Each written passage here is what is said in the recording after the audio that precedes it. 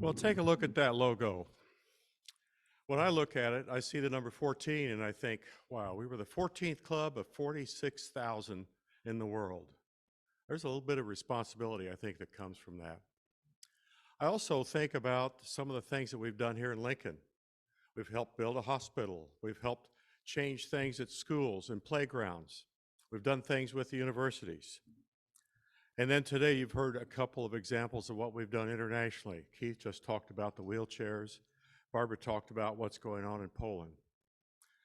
Our club has done many, many things around the world and right here in Lincoln.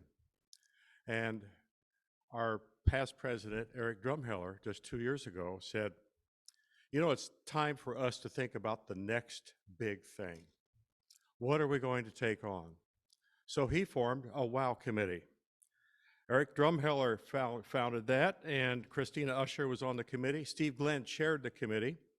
Roger Ludeman was on it, Liz Coop, Rico Zavala, Jess Rustad, and Diane Temmie Stinson. We sat together and we came up with all kinds of ideas. Somebody said, well, why don't we plant 1 million trees in Lincoln? Wow, what a project. Somebody else said, let's take fiber all the way across Nebraska and hook up every home and every business. Again, wow, what a project. We even talked about having every member of this club and other Rotary clubs in Lincoln adopt a teacher. Another wow. But I'll tell you what, at the end, we came up with a project that was called a convention center for Lincoln. Now, I'll have to admit, when we first started talking about that, I thought, I'm not so sure about this. But I am convinced now that this is what Lincoln needs. It's a wow project for our club to take on. And I think by the end of this presentation today, you're going to agree with me. You're going to say, wow, we're going to make this happen in Lincoln, Nebraska. Well, what we did from the WOW committee was to contact 2 other organizations, and they're here today to help with this presentation. We talked with people at the Lincoln Chamber of Commerce, specifically with Jeff Mall at the Convention and Visitors Bureau. And we talked with Todd Ogden, who is with the Downtown Lincoln Association. And together, these 3 organizations put the money together to foster or to hire a consulting firm to do a study. And in just a little bit, we're going to tell you the results of that study. But first, I want to say that the Innovation Center, which is what we're calling this, is where knowledge, ideas, and people can come together and do good things. And if that isn't a thing that we can talk about in Rotary, I don't know what is. This center, the Innovation Center, think innovation instead of convention, is going to make a major, major impact in Lincoln. But it's needed. The feasibility study that we had done said, absolutely, you need something like this in Lincoln. And I'm going to ask Jeff Mall to come forward now because Jeff is in this business, and he's going to talk with you about some of the things that he would like to do if we had better facilities in Lincoln.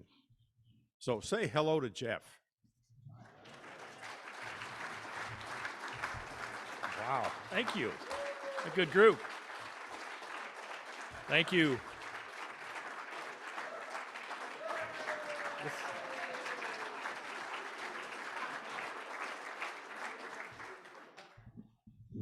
Chris Whitney, did you start that?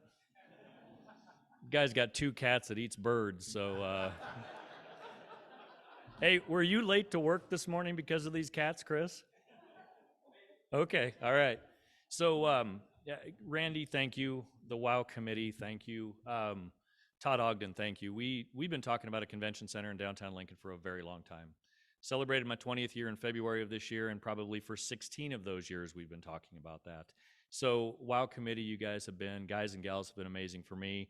Randy, your leadership moving forward, I cannot wait to work with you on this project. And Todd, let's make downtown Lincoln great over and over and over again. So I want to talk to you about bringing events back. I mean, my biggest thing right now for a convention center is, what are we losing every day? Where are they going?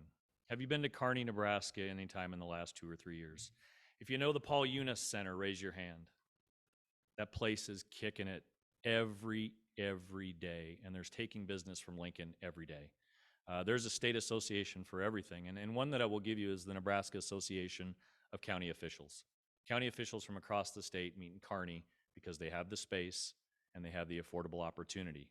But what Kearney has or doesn't have is what Lincoln can gain advantage with. Our downtown area, the entertainment district, everything that the capital city has to offer. So we're super excited about that interest. And I think the ability to attract people and bring people back into Lincoln is a big thing, but I want you to think big picture. I want you to think innovation. I want you to think about conventions, but also the sporting industry. The number one industry that was resilient through a pandemic was youth sports. Can we play basketball and volleyball in a convention space or an innovation center? You bet we can. So the need is there. So with that, I guess we're going back and forth for a bit here, Randy. Randy put this presentation together, by the way. One of the things that the study told us was that our downtown is phenomenal. And so I asked Todd Ogden to come and tell you how phenomenal our downtown is. Todd? Give him a round of applause.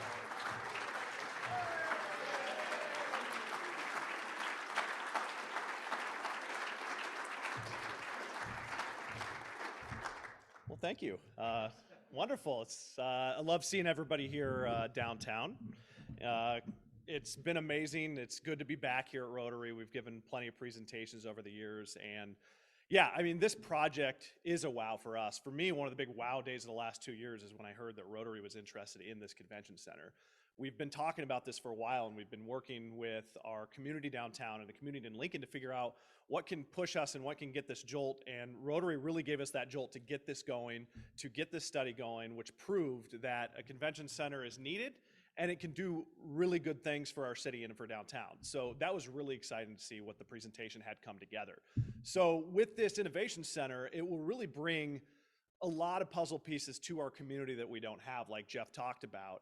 And we're excited downtown because we think we're really well equipped for this type of center. We're continuing to grow downtown, where downtown is definitely changing by the minute now. Certainly COVID and the pandemic has sped up a lot of trends that are happening, and we're keeping up as quick as we can, and innovation centers and things like this are exactly what we need to do to help the community enjoy a 24/7 center as opposed to 8 to 5. We are growing downtown in residents. We're growing downtown in different types of businesses, different types of employees, different types of conventions. And I think this type of center can truly bring a lot of people downtown and in the city to support everything that we already have. We have over 900 businesses downtown.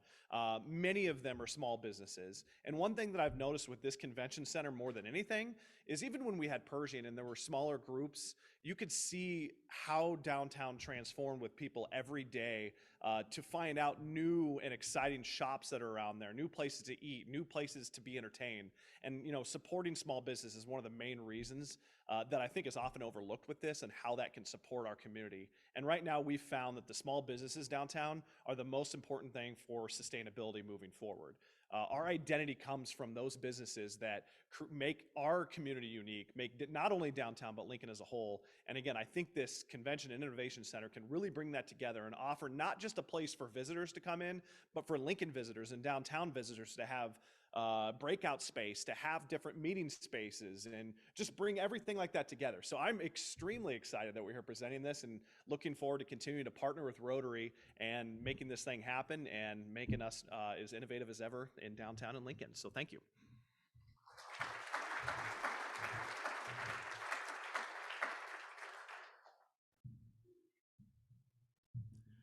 Let me tell you a little bit about the feasibility study.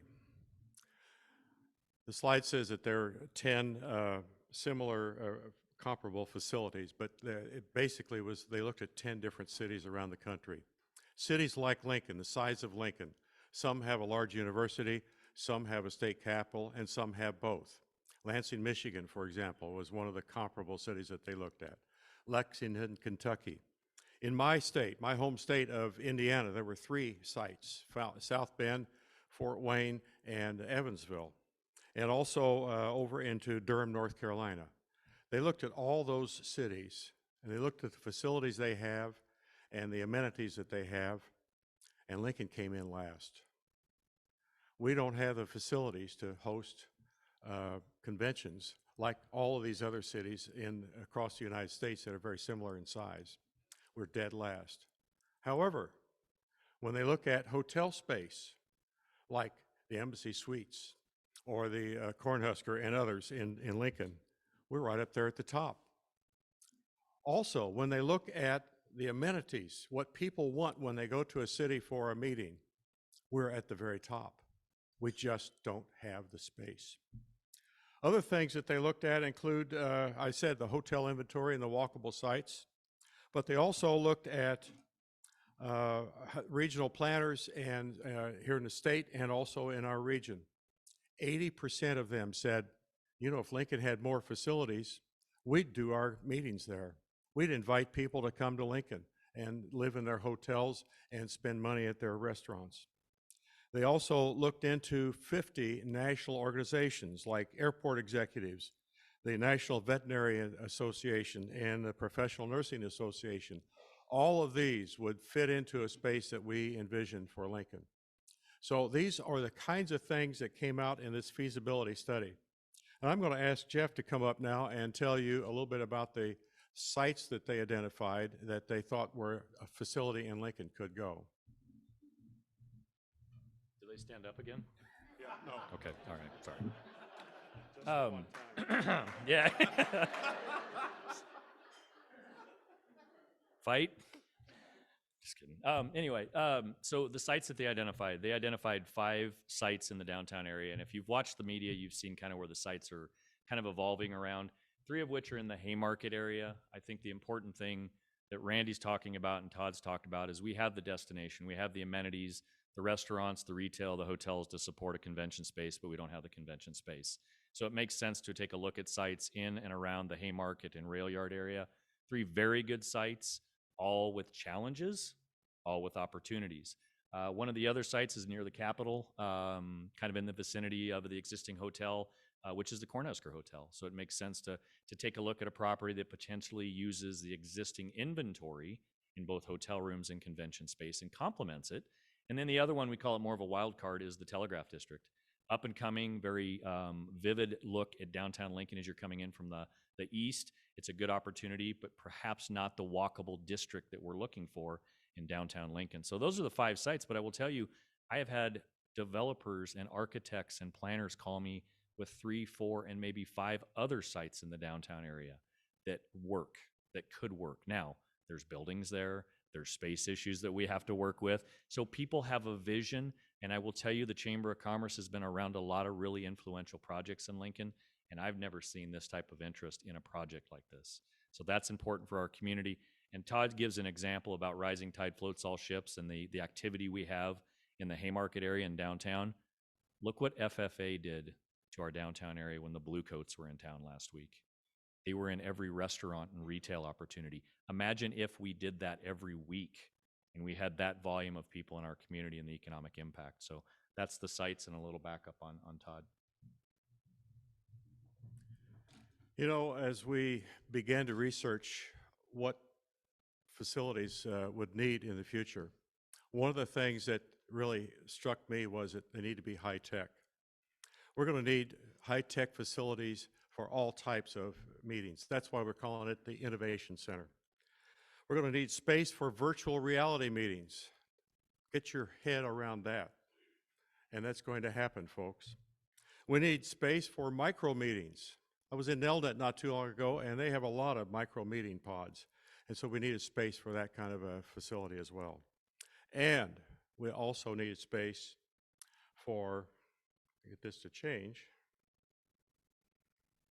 we also need space for well-produced hybrid meetings. I've talked to a number of experts around the country, and they're saying that this is the future of conferences and conventions. And so that's the potential that we have because we have the resources here in Lincoln. So let me leave you with this. The Innovation Center, where ideas, knowledge, and expertise come together. Here's what we need. We need for you to share this idea. We're moving ahead on this. What we need to do first is to get the city of Lincoln behind it. Some people say we need to Lincolnize it. We need to get everybody interested and excited about this. The second thing we need is for you to tell us the right people to work with us in making this happen. And the third thing is to pass along your suggestions. You know my email address, and I'm sure you can find Jeff's and Todd's. Send us an email. Say, here's what I recommend. Here's what I suggest. And as you leave today, you're going to get a card that has those 3 points on it. So there it is, Lincoln's Innovation Center, where knowledge, ideas, and expertise come together. Oh.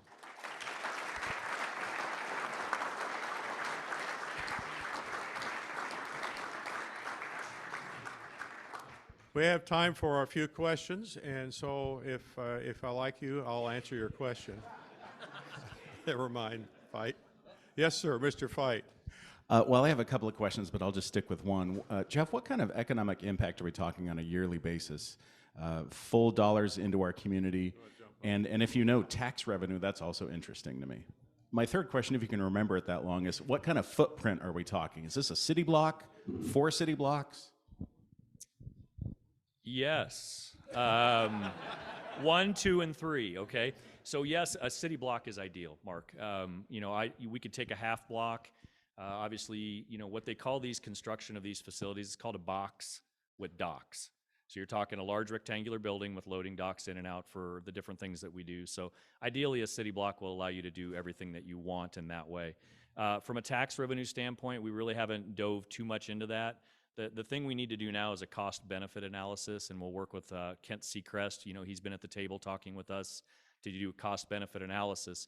But we collect 4% lodging tax in Lancaster County. 2% comes back to your Convention and Visitors Bureau. 2% goes back to build the destination. So I just think about the world of growing that tax revenue. But the thing that most Lincoln people ignore is when you're driving sales tax, what does sales tax do for your community? It helps build the infrastructure. It helps make your city good and great and improves the things that we complain about every day. So the sales tax that this is going to drive is immense. And Mark, I give you an example. FFA last week and FCCLA brought in about $1.5 to $2 million over a 7 to 10 day period. Imagine if we had a loaded calendar 365 days out of the year with convention type traffic on top of what we're already doing. So it's a big number. No, I think, yeah, convention centers fix potholes. So yeah, like he said. Hey, Randy, we did have one question via Zoom. The question was, do you think the term Innovation Center may be confused at all with Innovation Campus? I'm hearing yes in the room, so we'll have to work on that. We might call it a convention/innovation center. I don't know. We'll see. Any other questions? Oh.